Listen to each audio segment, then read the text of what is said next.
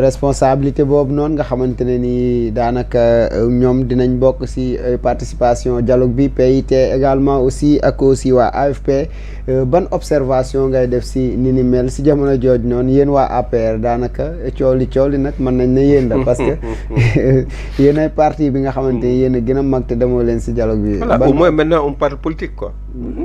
Donc pour dire que. D'abord li ma bëgg gën a jëkk wax. mooy que ni évidemment. Le dialogue est consubstantiel à tout exercice démocratique.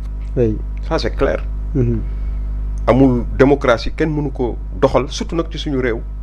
te dialogue nekkul ci suuf lal ko. Oui. N'est-ce pas? Mais est-ce à dire que dialogue du am ay préalable. du am loo xam ni moo ko jiitu. du am benn situation boo xam ni favorable. à un dialogue. déedéet dialogue boo mën a gis ci àddina. toujours dafa am lu koy jiitu.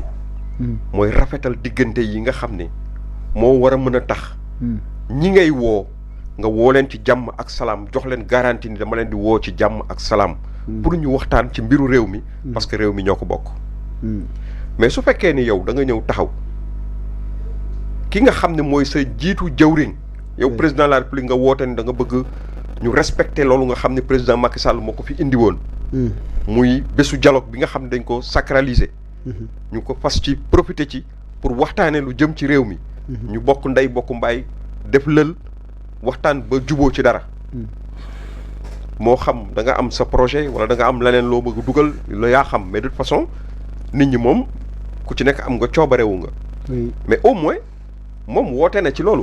Mais on a vu quelques jours après son premier ministre jiitu jëwriñ bi taxaw ci duggu assemblée nationale comme ni mu koy defee ñaari fukki fan ak juróom yu nekk daanaka yekk lu mel ni xeme opposition bi. dem ba di leen méngale ak xayit maanaam résidu déchet xayit waaw pour être poli moo tax ma ni xayit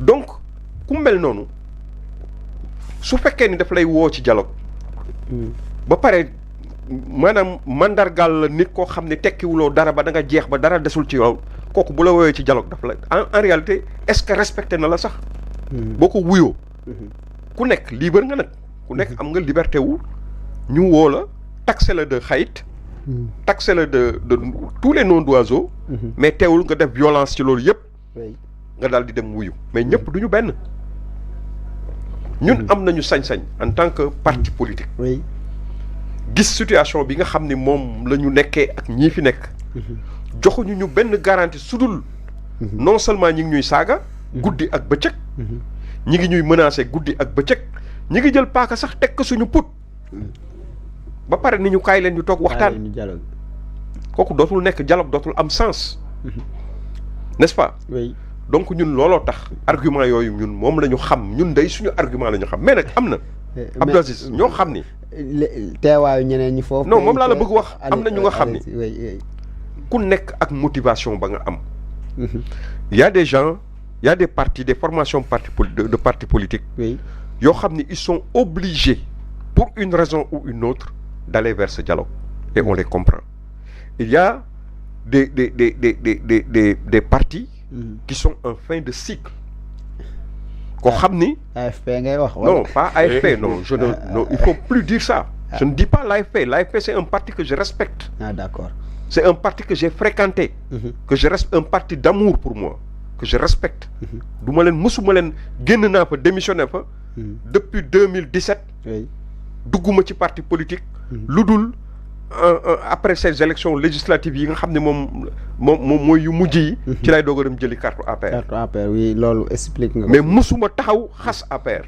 AFP ni son leader parce que ñun kenn formaté wuñu noonu du ñu ay ñuy sëkk jëf mais dama ni d'une manière générale il y a des partis qui sont en fin de cycle loolu commentaire boobu kenn mënuma ko teree def bien sûr je ne dis pas que l'AFP est dans le même cas il y a d'autres partis parce que AFP man kii ko jiite sax déjà c'est un ami un ami quelqu'un bu nga xam ni vraiment toog naa ak moom ba tey divisé ak moom ba tey ci bureau am. mooy secrétaire seen secrétaire mooy le secrétaire général Mbaye Dione. oui.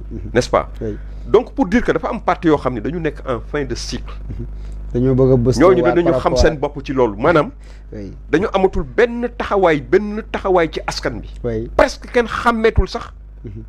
am na ñu nga xam ne tey ay ndaw lañu xamuñu sax kan mooy jiite parti yooyu. parce que li ngay wax nii lu am solo la. ndaxte am ñeneen ñu nga xam ni am na parti yoo xam ne couleur bi kenn xamu ko xamuñ siège bi seen secrétaire national kenn du ko xam yooyu noonu yëpp daanaka am na si parti parce que fu ñu naan ay 300 et quelques partis politiques te daanaka. boo ma am na yeneen personnalité politique yoo xam ni. yeneen personnalité politique xam nga am na ñoo xam ni sax parti la ñu yore. mais parti la yoo xam ni. dañu nekk en chute libre. mais am ñeneen ñu nga xam ni des partis qui n'existent que de nom. Oui. Il y a un groupuscule de personnes yoo xam ni depuis 1960 qui gravitent autour de ces partis. C'est-à-dire may ma eggale quoi xam nga soo may dagg nii daf may kii. voilà dama bëgg wax ni ces genres de partis du ñu am adhésion yu bees amul ci ñoom. C'est des partis qui sont restés avec les mêmes gens. depuis les années 80. ba léegi yokkuwuñu d'un iota. C'est des intellectuels qui sont là-dedans ñoom rek la ñoom yi neen la te ñoom aussi am na benn taxawaay bu ñu am ci réew mi boo xam ni taxawaay yu génne seen xalaat la ñooñu chaque fois bu yu mel nii amee ñoom du ñu bëgg rater loolu dañuy bëgg ñëw toog fekkee ko bokk ci histoire bi c'est normal mën nañ leen ko concéder am ay personnalité politique yoo xam ni dañu nekkoon ci ay parti politique nit ñi ràññee leen ci parti politique yi ñuy valser bu tayee ñi ngi fii bu ëllëgee ña nga fële bu gannaaw ëllëgee ña nga fële mujj gi ñu am seen ay mouvement ay espèce u mouvement yu nga xam ni remplir ñu sax benn néeg ñooñu aussi kenn tuddatu leen ils sont en complètement en berne ñooñu aussi c'est l'occasion pour pouvoir effectivement feeñ ci rencontre yu mel noonu ñu tudd leen ci ni diw a ngi fi et cetera alors que en réalité la ñuy représenter man mi nga xam ne am naa mouvement bu tudd émergence au moins am naa lu tolloog plus de presque 1000 personnes yoo xam ne ñu ngi ci biir yow et c'est vérifiable n'est-ce pas mais man ñun suñu parti l'APR dafa nekk parti boo xam ne tey boo koy seet c'est le plus grand parti du Sénégal de l'opposition du Sénégal c'est clair net lu leer la parti boo xam ni président bi fi nekkoon def fi li mu fi def ci réew mi ci wàllu réalisation moom mooy président am muy le président Macky Sall parti boo xam ni dafa amoon premier ministre mu nekk candidat am premier ministre ba jóge fa yóbbaale ay nit teewul ñu dem ci ay élections am fa moom mu dem ci langam ñu dem suñu lang ñu am fa lu mu amul ba léegi taxawaay en poste nekk en pole position dans l'opposition daanaka bu ñu doon xool ci affaire législative la dañuy wax ne ñun ñooy chef de l'opposition de fait foofu sax laa bëggoon ñu taxaw terme de référence yi bokk na si chef de l'opposition statut boobu noonu nga xamante ni war nañ koo xoolaat si jamono jooj noonu